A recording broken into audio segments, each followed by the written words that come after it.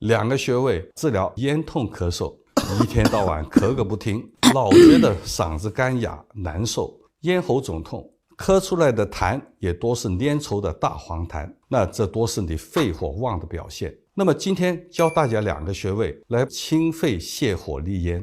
第一个就是鱼际穴，鱼际穴也属于手太阴肺经，位于大拇指根部和手腕连线这个中点，那么这个地方就是鱼际穴了。那么它有疏风清热、宣肺利咽的功效。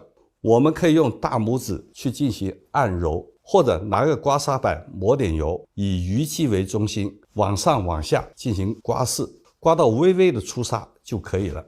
第二个就是少商穴，也是手太阴肺经上面的穴位。我们可以竖起大拇指，那么它在我们这个指甲盖边缘这个地方，那么这个点就是少商穴，它有清肺利咽的功效。我们可以用指甲去掐，或者是揉按3到5分钟。那么除了穴位，肺热咽痛咳嗽的人也可以直接用鱼腥草进行凉拌，或者煮水代茶饮，同样也有清泻肺热、治疗咳嗽的功效。你学会了吗？